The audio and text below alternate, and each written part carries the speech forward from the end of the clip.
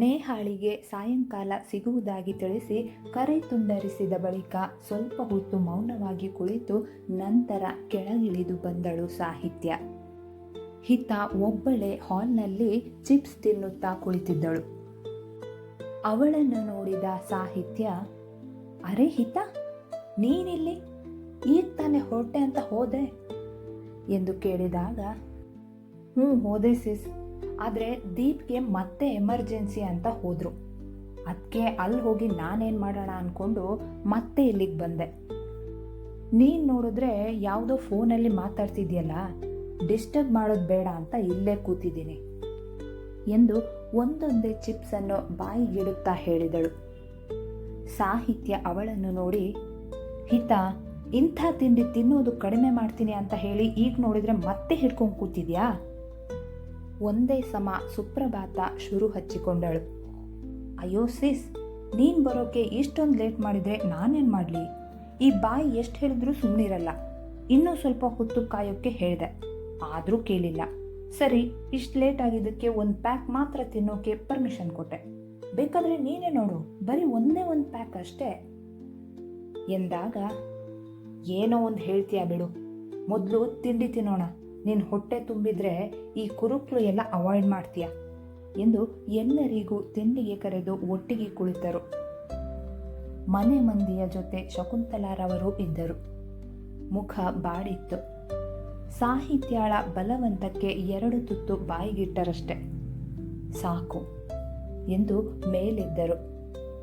ಅವರನ್ನು ನೋಡಿದಾಗಲೇ ಸಹನಾಳ ವಿಷಯ ತಿಳಿದಿರಬಹುದೆಂದು ಸುಲಭವಾಗಿ ಊಹಿಸಿದಳು ಸಾಹಿತ್ಯ. ಹೇಗಾದರೂ ಮಾಡಿ ಸಹನಾಳ ಜೀವನ ಸರಿ ಮಾಡಬೇಕೆಂದು ಯೋಚಿಸುತ್ತಿದ್ದ ಸಾಹಿತ್ಯಾಳಿಗೆ ಹೊರಗಿನಿಂದ ಅಭಿಯ ಕಾರು ಬಂದಿದ್ದು ನೋಡಿ ಆಶ್ಚರ್ಯವಾಯಿತು. ಆತ ಬಂದವನೇ ನೇರವಾಗಿ ತನ್ನ ರೂಮಿನತ್ತ ನಡೆದು ಸಾಹಿತ್ಯಾಳನ್ನು ಕರೆದು ತಿಂಡಿಯನ್ನು ರೂಮಿಗೆ ತರುವಂತೆ ಹೇಳಿದ. ತಿಂಡಿಗೆ ಕುಳಿತವರೆಲ್ಲರೂ ಸಾಹಿತ್ಯಾಳನ್ನೇ ನೋಡುತ್ತಿದ್ದರು. ನಾನು ಅವರನ್ನು ಇಲ್ಲಿಗೆ ಬಂದು ತಿಂಡಿ ತಿನ್ನೋಕ್ಕೆ ಹೇಳ್ತೀನಿ ಎಂದು ರೂಮಿಗೆ ಹೋಗಬೇಕೆಂದವಳಿಗೆ ಅರುಣಾದೇವಿಯವರು ತಡೆದು, ಸಾಹಿತ್ಯ, ಅವನಿಗೆ ಏನು ಹೇಳೋಕ್ಕೆ ಹೋಗಬೇಡ, ಆಮೇಲೆ ಅವನು ಏನು ತಿಂದೇ ಇದ್ರೆ ಕಷ್ಟ ಎಂದು ಬೇಸರದಿಂದಲೇ ಹೇಳಿದರು. ಅಲ್ಲ ಅರುಣಮ್ಮ, ಇಲ್ಲಿ ಎಲ್ಲರೂ ಇರಬೇಕಾದ್ರೆ ಎಂದು ಮಾತನ್ನು ಪೂರ್ಣಗೊಳಿಸುವ ಮೊದಲೇ ಅರುಣಾದೇವಿಯವರು, ನನ್ನ ಮುಖ ನೋಡೋಕೆ ಇಷ್ಟಪಡ್ದವನು ನಾನು ಎದುರು ಕೂತಿರಬೇಕಾದ್ರೆ ಅವನು ಹೇಗಮ್ಮ ತಿಂಡಿ ತಿಂತಾನೆ? ವಿಷಾದವಾಗಿತ್ತು ಅವರ ಧ್ವನಿ. ಅವರ ಮಾತಿಗೆ ಯಾರೇನೂ ಮಾತನಾಡಲಿಲ್ಲ. ಸುಮ್ಮನೆ ತಿಂಡಿ ತಿಂದು ಎದ್ದು ತಮ್ಮ ರೂಮಿಗೆ ಹೋದರು. ಅರುಣಾದೇವಿಯವರು ತಿನ್ನುವ ಶಾಸ್ತ್ರ ಮಾಡಿ ಕಣ್ಣೊರೆಸುತ್ತಾ ಎದ್ದೋದರು. ಹಿತ ಮಾತ್ರ ತಲೆ ಮೇಲೆ ಕೈ ಹೊತ್ತು, ಸಿಸ್, ಏನೇ ಇದು, ನಿನ್ನ ಫ್ಯಾಮಿಲಿ ಇಷ್ಟೊಂದು ಬೋರ್ ಅನ್ನಿಸ್ತಿದೆ. ಒಬ್ಬರು ಮುಖ ಒಂದು ಕಡೆ, ಇನ್ನೊಬ್ಬರು ಮುಖ ಇನ್ನೊಂದು ಕಡೆ, ಎಲ್ಲರೂ ಜೊತೆ ಸೇರಿ ಬಾಯಿ ತುಂಬ ಮಾತಾಡೋಣ ಅಂತ ಬಂದರೆ ಇಲ್ಲಿ ಮೌನವ್ರತ ನಡೀತಿದೆ. ತುಂಬ ಬೋರಪ್ಪ. ಸಾಹಿತ್ಯ, ನೀನು ಹೋಗಿ ಬಾವಂಗೆ ತಿಂಡಿ ಕೊಡು, ನಾನು ಸ್ವಲ್ಪ ಹೊರಗೆ ಹೋಗಿ ಬರ್ತೀನಿ ಎಂದು ಅಲ್ಲಿಂದೆದ್ದು, ಚೆನ್ನೈ ಎಲ್ಲಿದ್ಯಾ, ಬಾ ನಾನು ನೀನು ಒಂದು ರೌಂಡ್ ಹೋಗಿ ಬರೋಣ ಬಾ ಎಂದು ಚೆನ್ನಿಯನ್ನು ಎಳೆದುಕೊಂಡು ಹೊರ ಹೋದಳು. ಚೆನ್ನಿಗೂ ಸಾಹಿತ್ಯಾಳಷ್ಟೇ ಹಿತ ಅಂದರೆ ಬಲು ಪ್ರೀತಿ. ಅವಳು ಕರೆದ ತಕ್ಷಣ ಓಡಿ ಬಂದಿದ್ದಳು. ಇಬ್ಬರು ಜೊತೆಗೂಡಿ ಹೂವಿನ ತೋಟದ ಕಡೆ ನಡೆದಾಗ ತಿಂಡಿ ತೆಗೆದುಕೊಂಡು ರೂಮಿನ ಕಡೆಗೆ ಹೆಜ್ಜೆ ಹಾಕಿದಳು ಸಾಹಿತ್ಯ. ಅಭಿ ಮೊಬೈಲ್ನಲ್ಲಿ ಮುಳುಗಿದ್ದ. ಅಭಿ ಸರ್, ತಿಂಡಿ ಎಂದು ಅವನೆದುರು ನಿಂತಿದ್ದಳು. ಆತ ತಲೆ ಎತ್ತದೆ, ನೀನು ತಿಂದ್ಯಾ ಪ್ರಶ್ನಿಸಿದ. ಇಲ್ಲ, ನಿಮ್ಮದು ಆದಮೇಲೆ ತಿಂತೀನಿ ಉತ್ತರಿಸಿದಳು ಆಕೆ. ಅವಳ ಮಾತಿಗೆ ಬೇರೇನು ಹೇಳದೆ ಅವಳ ಕೈಯಲ್ಲಿದ್ದ ತಟ್ಟೆ ಹಿಡಿದು ಅವಳನ್ನು ಪಕ್ಕದಲ್ಲಿ ಕೂರಿಸಿ ಮೊದಲ ತುತ್ತು ಅವಳ ಬಾಯಿಯ ಬಳಿ ತಂದನು. ಸರ್, ಇದು ನಿಮಗೆ ತಂದಿದ್ದು, ನಾನು ಆಮೇಲೆ ತಿಂತೀನಿ ಎಂದಾಗ, ಅವೆಲ್ಲ ಬೇಡ, ತಗೋ ತಿನ್ನು, ನಾನು ತಿಂತೀನಿ ಗಂಭೀರವಾಗೇ ನುಡಿದ ಆತ. ಇಲ್ಲ ಸರ್, ನೀವು ತಿನ್ನಿ, ನಾನು ಆಮೇಲೆ ತಿಂತೀನಿ ಮತ್ತೆ ಹೇಳಿದಳು ಆಕೆ. ಇಬ್ರು ಒಟ್ಟಿಗೆ ತಿನ್ನೋಣ ಸತ್ಯ, ತಗೋ ಹುಬ್ಬು ಜೋಡಿಸಿ ಹೇಳಿದ ಆತ. ಸರ್, ಅದರಲ್ಲಿ ನಿಮಗೆ ಆಗೋಷ್ಟು ಮಾತ್ರ ತಂದಿರೋದು ಎಂದಾಗ ಕೋಪ ಬಂತು ಅಭಿಗೆ. ಈಗೇನು ತಿಂತೋ ಇಲ್ವೋ?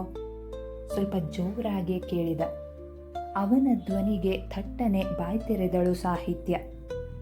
ಒಂದು ತುತ್ತು ಅವಳಿಗೆ ತಿನ್ನಿಸಿದರೆ ಇನ್ನೊಂದು ತುತ್ತು ತನ್ನ ಬಾಯಿಗಿಡುತ್ತಿದ್ದ.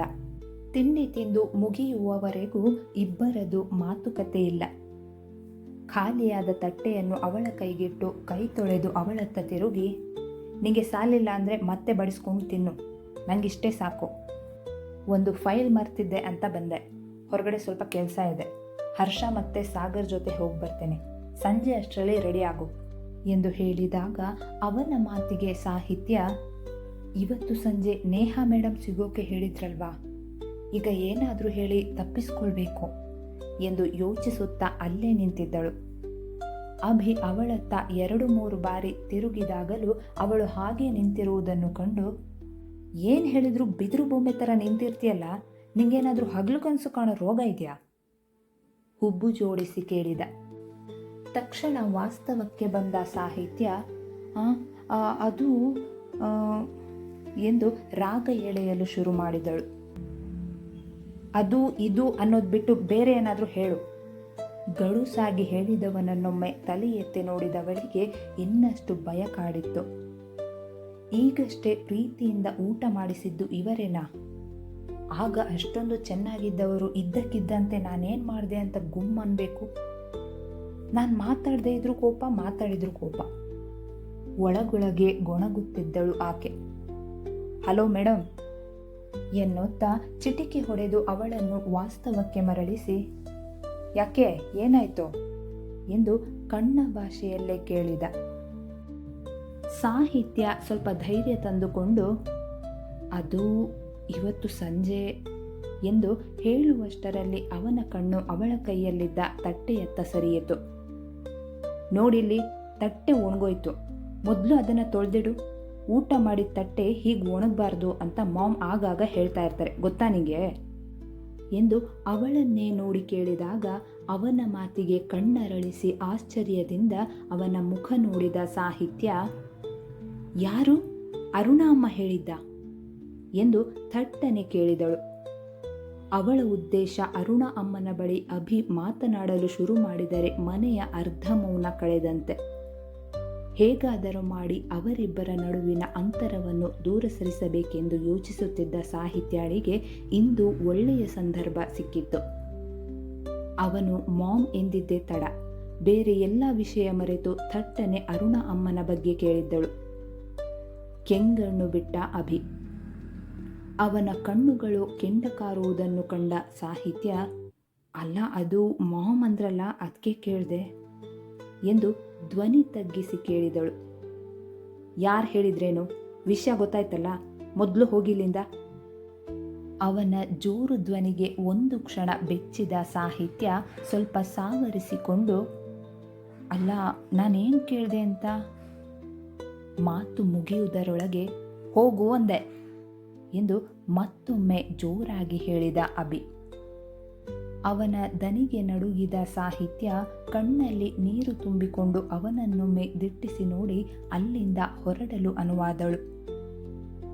ಸತ್ಯ ಮೃದುವಾಗಿ ಕರೆದ. ಬಾಗಿಲು ದಾಟಿ ಹೊರಗಡೆ ಇಟ್ಟಿದ್ದ ಸಾಹಿತ್ಯ ಅವನ ಕರೆಗೆ ಅಲ್ಲೇ ನಿಂತಳು. ಅವಳ ಬಳಿ ಬಂದ ಅಭಿ, ಸಾರಿ ಸತ್ಯ, ನೀನು ಅವರನ್ನು ಕ್ಷಮಿಸಿರಬಹುದು, ಆದರೆ ನನಗೆ ಸಾಧ್ಯ ಆಗಲಿಲ್ಲ. ಅವರ ಹೆಸರು ಕೇಳೋದಕ್ಕೂ ನಾನಿಷ್ಟಪಡಲ್ಲ. ನಾನು ಅಪ್ಸರಾ ಮಾಮ್ ಹೇಳಿದ್ದನ್ನು ಹೇಳಿದೆ ಅಷ್ಟೆ. ಸಾರಿ ಒನ್ಸ್ ಅಗೇನ್ ಎಂದು ಅವಳ ಕೆನ್ನೆ ತಟ್ಟಿ ಅವಳಿಗಿಂತ ಮೊದಲೇ ಕೆಳ ನಡೆದು ಹರ್ಷನ ಜೊತೆ ಸೇರಿ ಹೊರನಡೆದ. ಸಾಹಿತ್ಯ ಮೌನವಾಗಿ ತಟ್ಟೆ ತೊಳೆದಿಟ್ಟು ಹೊರ ಬಂದಾಗ ಸಹನ ಎದುರಾದಳು.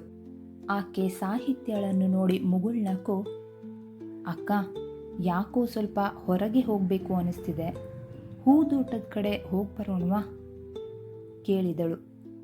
ಸಾಹಿತ್ಯ ನಗುತ್ತಾ ಸರಿ ಎಂದು ತಲೆ ಅಲ್ಲಾಡಿಸಿ ಅವಳನ್ನು ಹೂದೋಟದ ಕಡೆ ಕರೆದೊಯ್ದಳು. ಸಹನಾ, ಆ್ಯಶ್ ಭಾವ ಎಲ್ಲಿ ಎಂದು ಬೆಳಗ್ಗೆಯಿಂದ ಆ್ಯಶ್ ಕಾಣದಿರುವುದನ್ನು ಕಂಡು ಕುತೂಹಲದಿಂದ ಕೇಳಿದಳು ಸಾಹಿತ್ಯ. ಗೊತ್ತಿಲ್ಲ ಅಕ್ಕ, ಅದ್ಯಾರದೋ ಕಾಲ್ ಬಂತು. ತುಂಬ ದಿನ ಆಯ್ತಲ್ಲ, ಇವತ್ತು ಸಿಗ್ತೀನಿ ಅಂತ ಹೇಳಿ ಹೋದರು. ಬಹುಶಃ ಫ್ರೆಂಡ್ ಇರ್ಬೋದು. ನಾಳೆ ವಾಪಸ್ಸು ಊರಿಗೆ ಹೋಗುವ ನಿರ್ಧಾರ ಮಾಡಿದ್ದಾರಲ್ವ, ಅದಕ್ಕೆ ಇವತ್ತು ಎಲ್ಲರನ್ನೂ ಮಾತಾಡಿಸಿ ಬರುವ ಪ್ಲ್ಯಾನ್ ಇರಬಹುದು ಎಂದವಳ ಮಾತು ಕೇಳಿ ಖುಷಿಯಾದಳು ಸಾಹಿತ್ಯ. ಅಂದರೆ ಆ್ಯಶ್ ಭಾವ ನಿನ್ನ ಹತ್ರ ಮಾತಾಡ್ತಾರೆ ಅಂತಾಯಿತು ಎಂದು ಕಣ್ಣರಳಿಸಿ ಕೇಳಿದಳು. ಸುಮ್ಮನೆ ಮುಗುಳ್ನಕ್ಕಳು ಸಹನ. ಅವಳ ನಗುವಿನಲ್ಲಿ ಯಾವ ಭಾವನೆಯೂ ಗುರುತಿಸಲು ಸಾಧ್ಯವಾಗಲಿಲ್ಲ ಸಾಹಿತ್ಯಾಳಿಗೆ.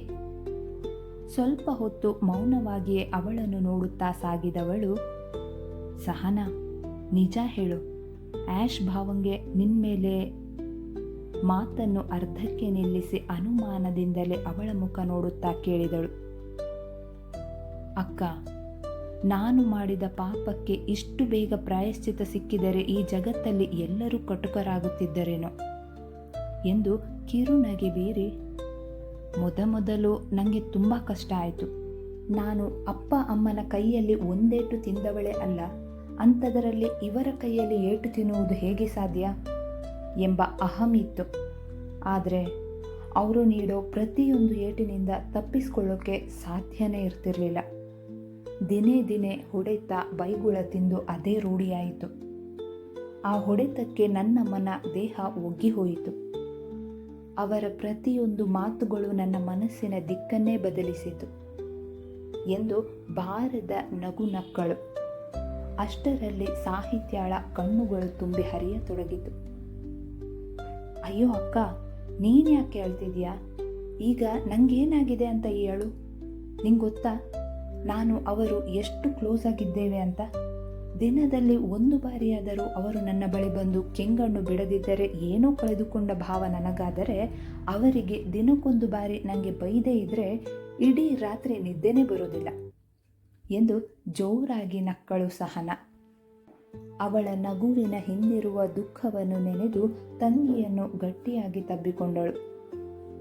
ಕ್ಷಮಿಸು ಸಹನ, ನನ್ನಿಂದ ಏನೂ ಮಾಡೋಕ್ಕೂ ಆಗ್ತಿಲ್ಲ ಎಂದು ಬಿಕ್ಕುತ್ತಲೇ ಹೇಳಿದಳು ಆಕೆ. ಅರೆ, ನೀನು ಯಾಕೆ ಕ್ಷಮೆ ಕೇಳ್ತೀಯಾ? ನಾನು ಮಾಡಿದ ತಪ್ಪಿಗೆ ಇದು ದೊಡ್ಡ ಶಿಕ್ಷೆ ಏನಲ್ಲ. ಹಾಗೆ ನೋಡಿದರೆ ನಾನು ನಿಂಗೆ ಕ್ಷಮಿಸದೇ ಇರುವಂತಹ ದೊಡ್ಡ ದ್ರೋಹ ಮಾಡಿದ್ದೇನೆ. ಅದಕ್ಕಾಗಿ ಪ್ರತಿದಿನ ಪರಿತಪಿಸುತ್ತಿರ್ತೇನೆ. ನಿನ್ನ ಬಳಿ ಹಾಗೂ ಸಾಗರ್ ಬಳಿ ಕ್ಷಮೆ ಕೇಳುವ ಯೋಗ್ಯತೆಯೂ ನನಗಿಲ್ಲ ಎಂದವಳ ಕಣ್ಣಿನಿಂದ ಹನಿ ನೀರು ಜಾರಿ ನೆಲ ಸೇರಿತು. ಅದೆಲ್ಲ ಮುಗಿದ ವಿಚಾರ.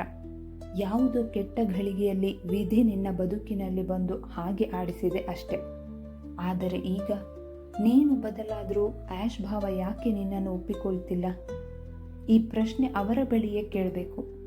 ಅವರು ಅಷ್ಟೊಂದು ಕಠೋರವಾಗಲು ಹೇಗೆ ಸಾಧ್ಯ? ಸಾಹಿತ್ಯಾಳ ಮಾತಿಗೆ ಒಣನಗೆ ಬೀರಿದ ಸಹನ, ಅಕ್ಕ, ನನ್ನ ಗಂಡ ಒಳ್ಳೆಯವರು ಆಗಿದ್ದಕ್ಕೆ ನನಗೆ ಆಗೋ ಶಿಕ್ಷೆ ಇಷ್ಟಕ್ಕೆ ನಿಂತಿದೆ.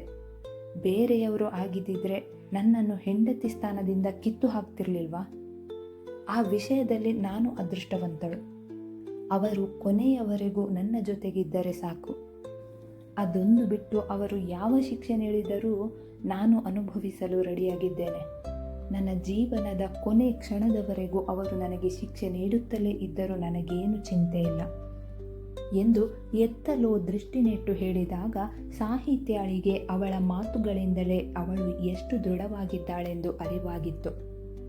ಅವರಿಬ್ಬರ ಮಾತುಗಳನ್ನು ಕೇಳುತ್ತಾ ಅವರ ಹಿಂದಿನಿಂದ ಬರುತ್ತಿದ್ದ ಹಿತ ಸಹನಾಳ ಬಳಿ ಬಂದು, ಹಾಗೇನೂ ಆಗಲ್ಲ, ನಿನ್ನ ಗಂಡನನ್ನು ಹೇಗೆ ವಶಕ್ಕೆ ಪಡ್ಕೋಬೇಕು ಅಂತ ನಿಂಗೆ ನಾನು ಟ್ರೈನಿಂಗ್ ಕೊಡ್ತೀನಿ. ಡೋಂಟ್ ವರಿ, ನೀನು ಬದಲಾಗಿರೋದನ್ನು ಪದೇ ಅವರಿಗೆ ಸಾಬೀತುಪಡಿಸಬೇಕಾಗಿಲ್ಲ. ನನ್ನ ಮೊಬೈಲ್ ನಂಬರ್ ತಗೊಂಡಿರೋ, ಉಪಯೋಗಕ್ಕೆ ಬರುತ್ತೆ. ಈಗ ನನ್ನ ಜೊತೆ ಬನ್ನಿ, ಹೂದೋಟದಲ್ಲಿ ಎಷ್ಟೊಳ್ಳೆ ಹೂಗಳು ಇದೆ ಅಂತ ತೋರಿಸ್ತೀನಿ. ನೀನು ಬಾಸಿಸ್ ಎಂದು ಸಾಹಿತ್ಯಳನ್ನು ಕರೆದು ಚೆನ್ನಿಯನ್ನು ಸಹನಾಳನ್ನು ಎಳೆದುಕೊಂಡು ಹೂದೋಟ ಹೊಕ್ಕಳು ಹಿತ. 4 ಜನ ಅದೆಷ್ಟು ಹೊತ್ತು ಹೂದೋಟ ಸುತ್ತಿದರು.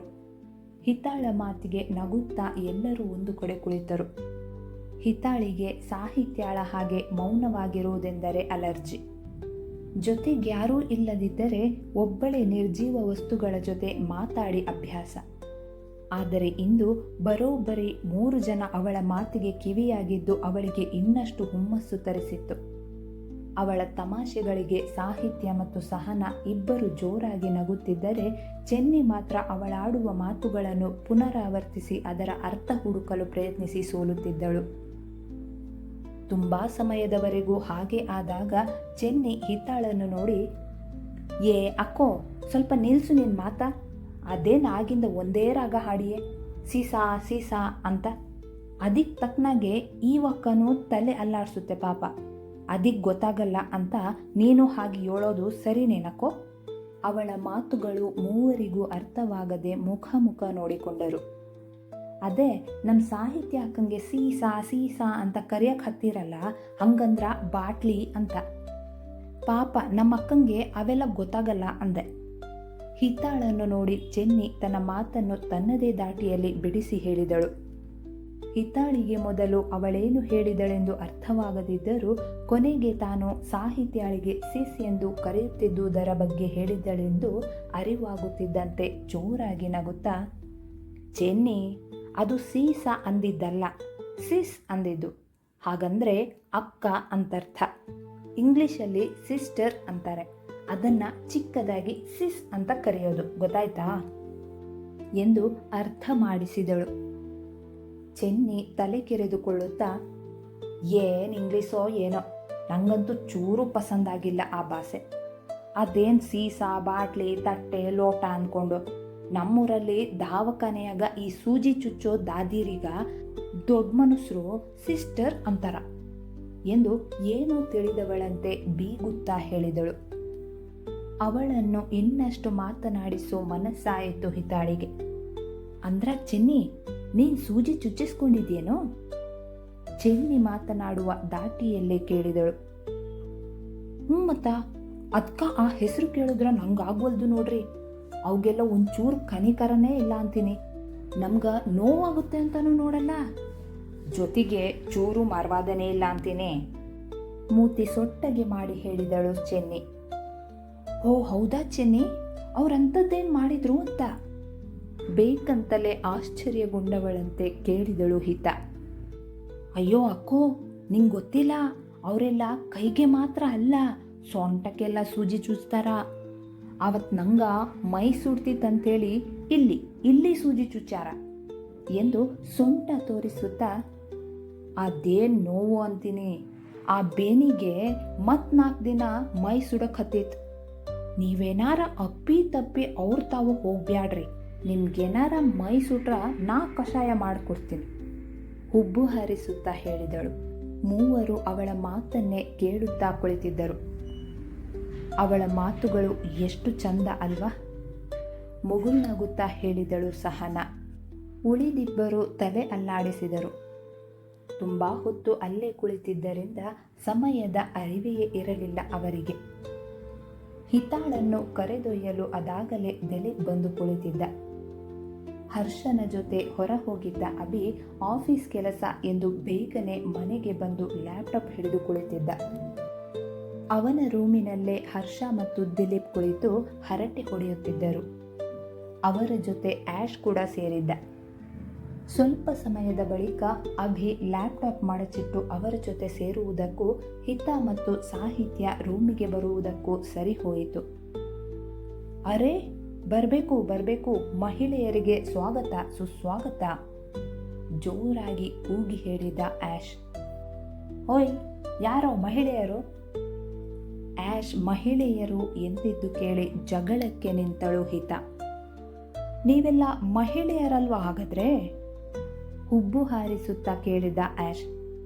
ನಾವು ಹುಡುಗಿರು, ಅಂದರೆ ಗರ್ಲ್ಸ್. ಇನ್ನೊಂದು ಸಾರಿ ಮಹಿಳೆ ಆಂಟಿ ಅಂತೆಲ್ಲ ಅಂದರೆ ಅಷ್ಟೇ ಎಂದು ತೋರು ಬೆರಳು ತೋರಿಸುತ್ತಾ ಎಚ್ಚರಿಸಿದಳು ಹಿತ. ಮೂಗಿನ ಮೇಲೆ ಬೆರಳಿಟ್ಟ ಆ್ಯಶ್.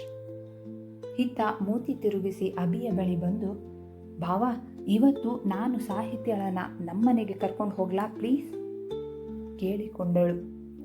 ಅವಳ ಮಾತಿಗೆ ಅಭಿ ಸಾಹಿತ್ಯಳ ಮುಖ ನೋಡಿದ. ಅಯ್ಯೋ ಭಾವ, ನೀವೇನು ಅವಳ ಮುಖ ನೋಡ್ತೀರಾ?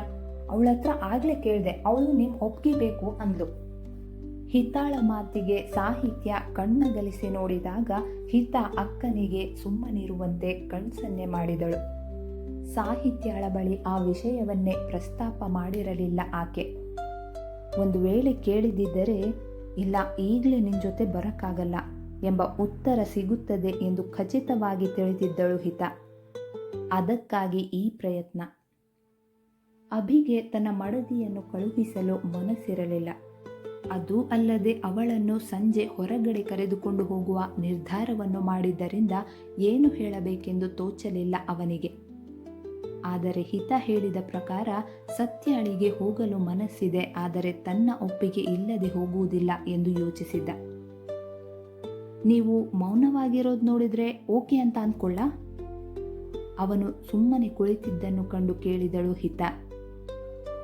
ಅಲ್ಲ ಎಂದು ಏನೋ ಹೇಳಲು ಹೋದ ಅಭಿಯನ್ನು ತಡೆದ ಹಿತ, ಅಯ್ಯೋ ಭಾವ, ಅಲ್ಲಾನೂ ಇಲ್ಲ ಬೆಲ್ಲಾನೂ ಇಲ್ಲ, ಸಿಸ್ನ ನನ್ನ ಜೊತೆ ಕರ್ಕೊಂಡು ಹೋಗ್ತಿದ್ದೀನಿ ಅಷ್ಟೆ ಎಂದು ಸಾಹಿತ್ಯಳನ್ನು ಹೊರಗೆ ಎಳೆದುಕೊಂಡು ನೇರವಾಗಿ ಅಪ್ಸರಾದೇವಿಯವರ ರೂಮಿಗೆ ಬಂದಳು. ಅವರು ಯಾವುದೋ ಪುಸ್ತಕ ಹಿಡಿದು ಕುಳಿತಿದ್ದರು. ಅಜ್ಜಿ ಬಿಸಿನಾ? ಮೆಲ್ಲನೆ ಕೇಳಿದಳು ಹಿತ. ಅಪ್ಸರಾದೇವಿಯವರು ತಲೆ ಎತ್ತಿ ಹಿತ ಮತ್ತು ಸಾಹಿತ್ಯಳ ಮುಖ ನೋಡಿ ಕನ್ನಡಕವನ್ನು ತೆಗೆದು ಕೈಯಲ್ಲಿ ಹಿಡಿದು ನಗುತ್ತಾ, ಬ್ಯುಸಿ ಏನಿಲ್ಲಮ್ಮ, ಬೇರೆ ಕೆಲಸ ಇಲ್ವಲ್ಲ, ಅದಕ್ಕೆ ಈ ಬುಕ್ ಹಿಡ್ಕೊಂಡು ಕೂತಿದ್ದೆ. ಅದು ಸರಿ, ಅಕ್ಕ ತಂಗಿ ಸೇರಿ ಇಲ್ಲಿಗೆ ಬಂದಿದ್ದೀರಾ ಅಂದರೆ ಏನೋ ವಿಷಯನೇ ಇರಬೇಕು ಅಲ್ವಾ? ಪ್ರೀತಿಯಿಂದ ಕೇಳಿದವರ ಬಳಿ, ಹೌದು ಅಜ್ಜಿ, ಸಾಹಿತ್ಯಳನ್ನು ನಮ್ಮನೆಗೆ ಕರ್ಕೊಂಡು ಹೋಗೋಣ ಅಂತ. ಭಾವ ಓಕೆ ಅಂದರು, ನೀವು ಓಕೆ ಅಂದರೆ ಕರ್ಕೊಂಡು ಹೋಗೋದೆ. ಏನಂತೀರಾ ಅಜ್ಜಿ? ಇಲ್ಲ ಅನ್ನಲ್ಲ ಅಲ್ವಾ ಎಂದು ಹಿತ ಕೇಳಿಕೊಂಡ ರೀತಿಗೆ ಮುಗುಳ್ನಕ್ಕೋ, ಕರ್ಕೊಂಡು ಹೋಗಮ್ಮ, ಅದಕ್ಕೆ ನೀನು ಇಷ್ಟೊಂದು ಕೇಳ್ಕೋಬೇಕಾ? ಪಾಪ ಅವಳಿಗೂ ಚೇಂಜ್ ಇರುತ್ತೆ ಅಲ್ವಾ ಎಂದರು. ಅವರು ಅಷ್ಟು ಹೇಳಿದ್ದೇ ತಡ.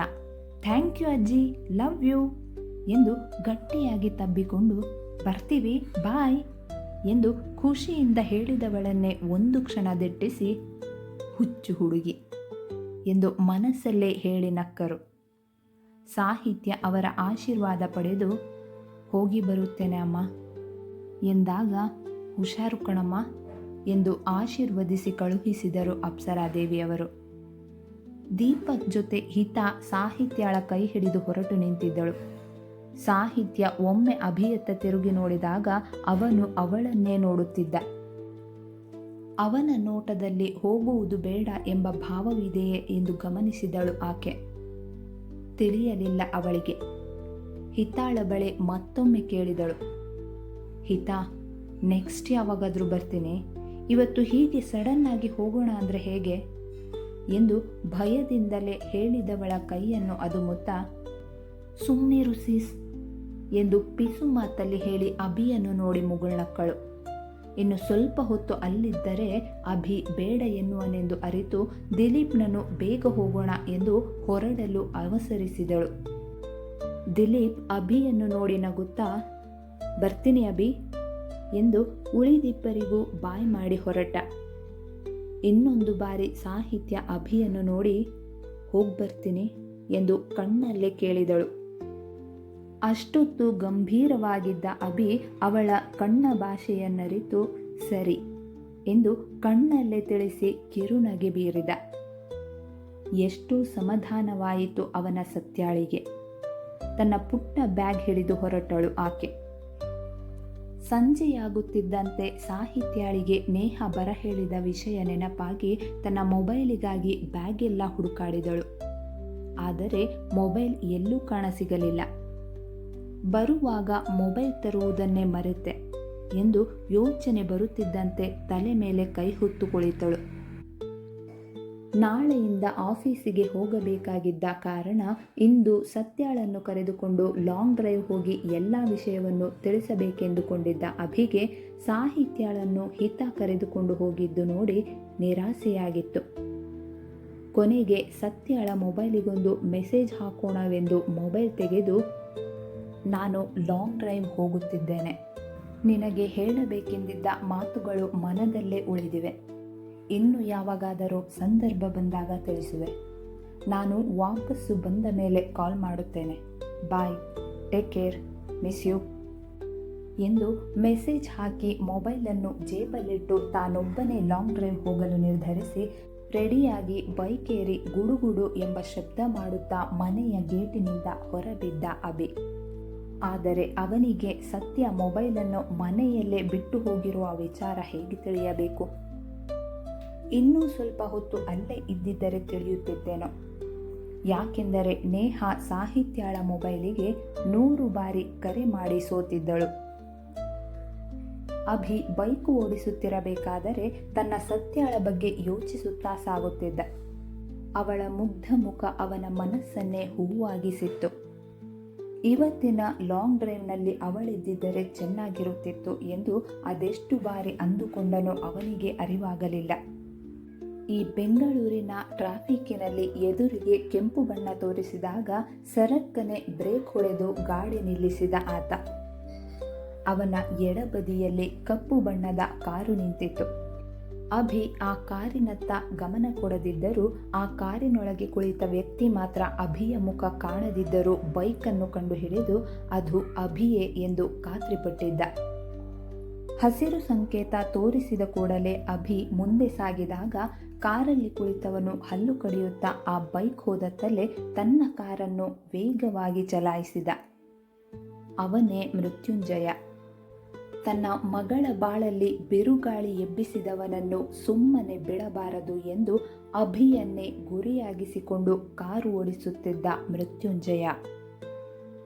ಮುಂದುವರೆಯುವುದು